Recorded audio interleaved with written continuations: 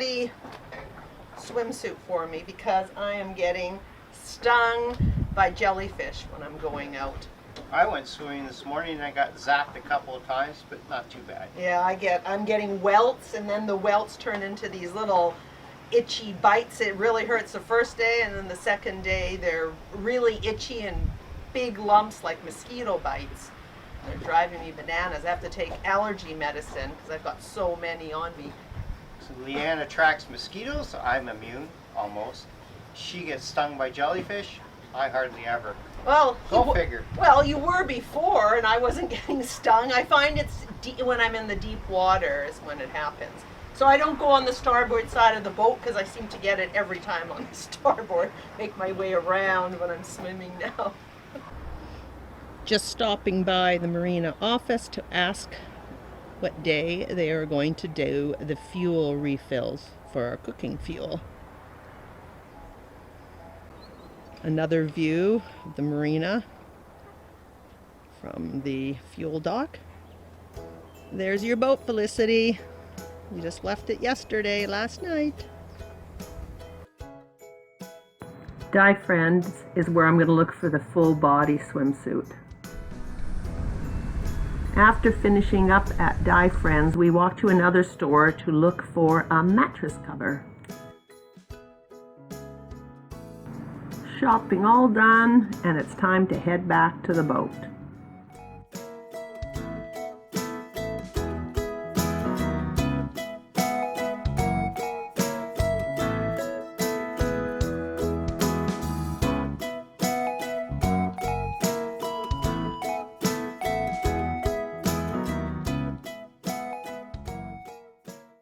Hello!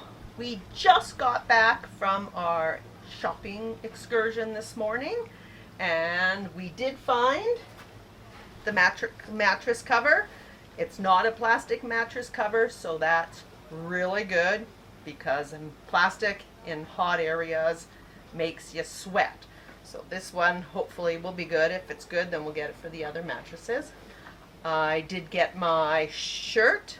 I ended up not getting the full swimsuit because I thought when I was swimming I would overheat, because I do swim 1.5 to 2 kilometers and don't want to overheat when the water's already very warm. So at least this will protect the top half of me from the jellyfish swims. And I also can wear it when I'm on the water bike too. At that same store, the Walmart type store, we found some bamboo plates, some lunch-sized plates. They have pineapples on them.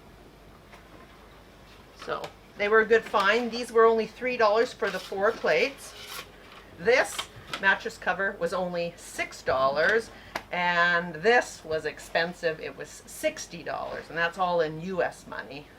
And Andrew's gone back down to the marina now. The dockmaster Craig is going to do us a favor and fill our cooking fuel. It's not cooking fuel fill day, but he's going to do that for us because we only have the 2 tanks. One tank they might have overfilled, and it actually blew the bottom out of it. So now we only have 2 cooking fuel tanks. And I'm going to go try out my suit now. I'm going to jump in the water and do my swim. Make sure I Strava it too. Talk to you later. Bye.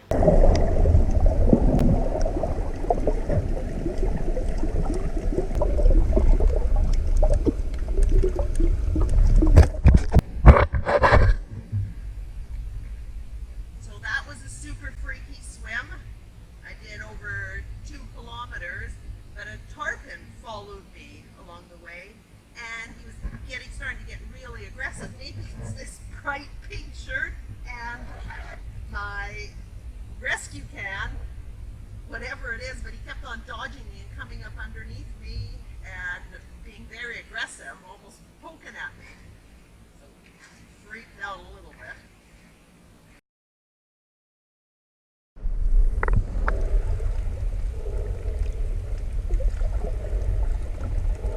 Oh!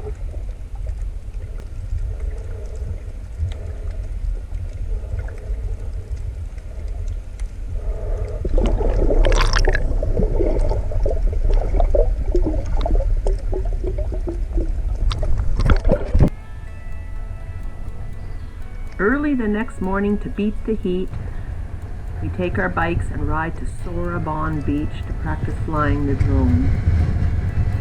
As it happens, it's an overcast morning and we get a little bit of rain on us. It's just over a 12-kilometer ride to the Sorabon Beach turnoff, one way.